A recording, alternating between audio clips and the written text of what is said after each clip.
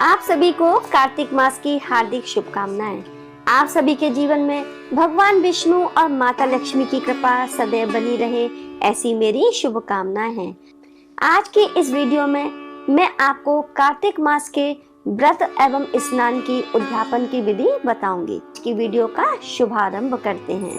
किसी भी व्रत को करने के बाद उद्यापन करना जरूरी माना गया है। उद्यापन के बिना व्रत का पूर्ण फल प्राप्त नहीं होता। इसलिए आपने चाहे कार्तिक के पूरे महीने का व्रत किया हो या 5 दिन यानी भीष्म पंचक के व्रत किए हो या आपने कोई भी इस महीने नियम लिया हो, तो आपको उद्यापन करना जरूरी है। यदि व्रत के दौरान पूजा पाठ में कोई गलती हुई हो या फिर किसी कारणवश किसी दिन का व्रत नियम छूट गया हो, तो ऐसे में इन व्रतों को पूर्ण करने के लिए उद्यापन किया जाता है। इसलिए उद्यापन या समापन करना अनिवार्य माना गया है। निर्णय सिंधु में भी कहा गया है, उद्यापनम बिना यद तत् व्रतम निष्फलम भवेत, अर्थात उद्यापन के बिना व्रत निष्फल हो जाते हैं। तो चलिए अब जानते हैं कि उद्यापन हमें कब करना है और इसकी क्या विधि है। देखिए, उद्यापन आप चतुर्दशी के दिन भी कर सकते हैं, यानी कि शुक्ल पक्ष की जो चतुर्दशी, जिसे हम वैकुंठ चतुर्दशी कहते हैं, उस दिन भी आप उद्यापन कर सकते हैं और आप कार्तिक पूर्णिमा के दिन भी उद्यापन कर सकते हैं। उद्यापन अब हमें कैसे करना है, तो देखिए, विधि बताने से पहले मैं आपको ये अवश्य कहना चाहूंगी कि आप उद्यापन अपनी देश काल और परिस्थिति के अनुसार करें। उद्यापन आपको अपनी सामर्थ्य के अनुसार करना चाहिए। जो पूजा पाठ धर्म आदि के कार्य हैं, उन्हें प्रसन्न मन से करें। जितना आपको प्रभु ने दिया है उतना ही करें। उधार लेकर या एक दूसरे की देखा देखी उद्यापन ना करें। देखिए, उद्यापन के दिन जैसे कि आप पूरे कार्तिक के महीने में ब्रह्म मुहूर्त में उठकर स्नान कर रहे हैं, ऐसे ही आपको स्नान करना है।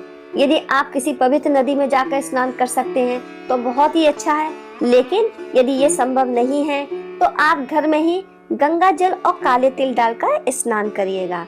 इसके बाद साफ सुथरे वस्त्र धारण करें। फिर भगवान सूर्य को अर्घ्य अवश्य प्रदान करना है। आप उद्यापन किसी ब्राह्मण के द्वारा भी करा सकते हैं और खुद भी आप उद्यापन कर सकते हैं। स्नान के पश्चात आपको अपने मंदिर में आना है। मंदिर में एक दीप प्रज्वलित करना है। अपने उद्यापन का संकल्प लेना है। पंचदेवों की पूजा करनी है, यानी कि भगवान गणेश जी, भोलेनाथ, भगवान विष्णु, भगवान सूर्य और दुर्गा माता की पूजा करनी है। इसके बाद आपको भगवान विष्णु और माता लक्ष्मी जी की भी विशेष पूजा अर्चना करनी है। उनको पुष्प, धूप, दीप, नैवेद्य सब अर्पित करना है। उद्यापन वाले दिन भी आपको व्रत धारण करना है। यदि आप चाहें तो आप शाम को व्रत खोल सकते हैं पूर्णमासी वाले दिन, नहीं तो आप प्रतिपदा वाले दिन ही अपने व्रत का पारण करें।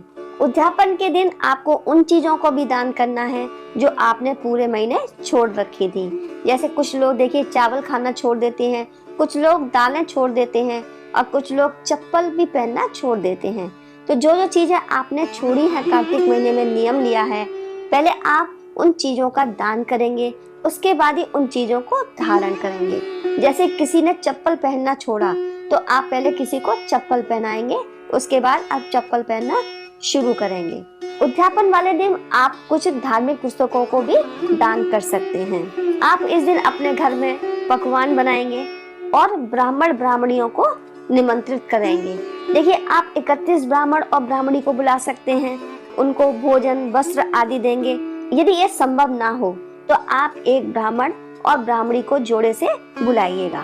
उन्हें भोजन यानी कि पूरी, हलवा, चना, सब्जी, जो भी आपको घर में पकवान बने, उन्हें प्रेम से भोजन कराइएगा। उसके बाद आप उनको वस्त्र देंगे।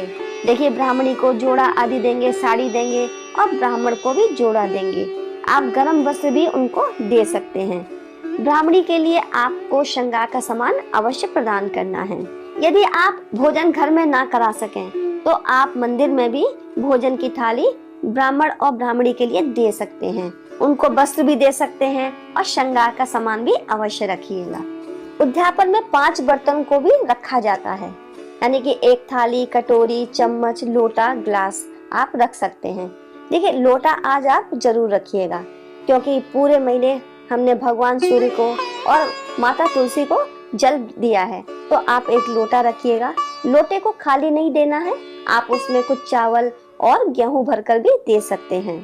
कार्तिक के महीने में जो उद्यापन होता है उसमें सोने चांदी का दान करना बहुत अच्छा माना जाता है, लेकिन आज के समय में ये दान करना संभव नहीं है। तो आप एक पीतल का या तांबे का या चांदी का दीपक दान कर सकते हैं। आप पीतल का लोटा भी दान में दे सकते हैं। छाता, जूते, चप्पल का दान भी देना चाहिए। गर्म वस्त्र भी आप दे सकते हैं। इस दिन दिए गए दान से अक्षय फल की प्राप्ति होती है। देखिए, यदि आप ब्राह्मण और ब्राह्मणी को दान न दे सकें तो आप अपने ये जो उद्यापन का सामान है आप अपने नंद और नंदोई को भी दे सकते हैं, अपने सास ससुर को भी दे सकते हैं, और नहीं तो किसी सुहागन महिला को भी बुला करके आप अपने उद्यापन की विधि अपना सकते हैं। ये सारा सामान आप उनको भी दे सकते हैं। आपको आज के दिन चावल का दान अवश्य करना चाहिए, क्योंकि पूरे महीने जैसे हमने चावल दाल छोड़ी है तो चावल का दान बहुत शुभ माना जाता है।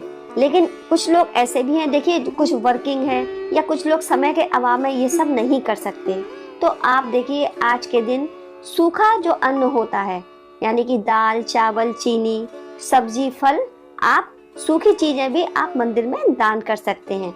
उसमें दक्षिणा रखना ना भूलें। अंत में आपको ब्राह्मण से प्रार्थना करनी है कि वो आपको आशीर्वाद दें। आप ब्राह्मण को एक जाप वाली तुलसी की माला भी दान में दे सकते हैं, और जो माला दें वो गोमुखी के साथ दीजिएगा। तो जो आपने पूरे महीने त्याग किया है, तपस्या की, व्रत किए, अब आपको उसकी पूर्णता का फल मिलने वाला है। तो आप प्रसन्न चित्त से, श्रद्धा भाव से उद्यापन करिएगा। आप जो कुछ भी भेंट करेंगे प्रभु के नाम पर, वो प्रभु उसको प्रेम से स्वीकार करते हैं। तो आप अच्छे से अपना उद्यापन करिएगा और आपको उसका फल अवश्य प्राप्त होगा। तो चलिए, आज की वीडियो में बस इतना ही। यदि आपको आज की वीडियो मेरी अच्छी लगी हो तो प्लीज वीडियो को लाइक करें, मेरे चैनल को सब्सक्राइब करें, शेयर करें, बेल आइकन को प्रेस करें, ताकि आपको आगे आने वाली वीडियोस का नोटिफिकेशन प्राप्त हो सके। हर हर महादेव, जय भोलेनाथ।